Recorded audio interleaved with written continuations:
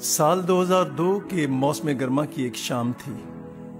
لاہور میں Gaddafi stadium مسیحیوں سے کھچا کھچ بھرا ہوا تھا۔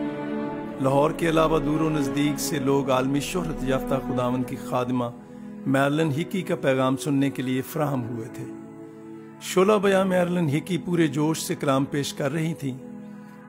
ایک پاکستانی نوجوان انگریزی میں ادا کردہ جملوں کو اسی زور، اسی جذبے اور لہجے میں اردو میں منتقل کر رہا تھا۔ انگریزی کے ہر جملہ کے مساوی اردو میں فی البدی منتقل کرنے کا معجزہ دیکھنے کو مل رہا تھا۔ اپنے ساتھی سے پوچھا، اس قدر معیاری ترجمہ کون کر رہا ہے؟ تو جواب ملا، یہ ستونز آباد سے تعلق رکھتے ہیں، نام ابراہم ہے۔ بعد ازاں معلوم ہوا کہ ابراہم نامی نوجوان ستونز آباد کے چودھری دانیل کے خاندان سے تعلق رکھتے ہیں اور آنجہانی بشپ اکرام ڈینیل کے بیٹے ہیں اور پاکستان میں گاسپل بیپٹسٹ چرچ کے بشپ کی مسند کی ذمہ داری سنبھالے ہوئے ہیں۔ 20ویں صدی پاکستان میں غیر ملکی خادموں کے اولین ترجمانوں میں ستونز آباد کے پاسٹر ولسن ایلیٹ کا نام بہت معتبر مانا جاتا تھا۔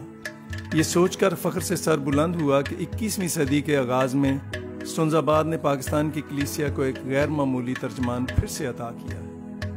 فضیلت مآب بشپ اکرام ڈینیل کی وفات کے بعد تقدس مآب بشپ ابراہم ڈینیل نے اپنی بصیرت اور الہی رہنمائی سے گاسپل بیپٹسٹ چرچ کے بندوبست کو سنبھالا اور جاری رکھا ہے۔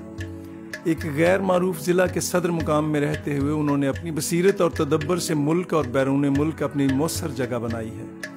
ضلعی انتظامیہ سے لے کر اقتدار کے ایوانوں تک ان کا نام ایک مسیحی رہنما کے طور پر جانا جاتا ہے۔ 1997 سے آپ دنیا بھر میں معروف بین الاقوامی تنظیم ایمنسٹی انٹرنیشنل اور ہیومن رائٹس کمیشن پاکستان کے رکن ہیں۔ 1998 سے ضلع ساہیوال کی انٹرفیتھ ہارمنی کمیٹی فار پیس کے رکن ہیں۔ 2004 سے 2007 تک آپ سینٹ میں نان پارلیمنٹری رکن کی حیثیت سے اقلیتوں کی سینٹ کی اسٹینڈنگ کمیٹی کے نامزد رکن رہے ہیں۔ 2009 سے 2012 تک آپ وزیر اعظم پاکستان کی طرف سے متروکہ وقف املاک بورڈ پاکستان کے نامزد رکن رہے ہیں۔ 2011 سے 2013 تک آپ صدر پاکستان کی جانب سے نیشنل کمیشن فار منارٹیز کے رکن نامزد کیے گئے تھے۔ بین المذہب ہم آہنگی کے لیے ملک و بیرون ملک منعقدہ پروگراموں میں انہیں موٹیویشنل اسپیکر کے طور پر بلایا جاتا ہے۔ آپ کو وزیر اعظم پاکستان غیر ملکی سفیروں، صوبائی اور قومی وزراء اور پاکستانی کلرجی کی صدارت میں انٹرفیتھ اینڈ پیس کی متعدد کانفرنسوں میں شرکت کی اور میزبانی کرنے کا اعزاز بھی حاصل ہے۔ وہ اور ان کی شریک حیات سارہ ڈینیل کلیسیا میں روحانی اور سماجی خدمات پر مامور ہیں۔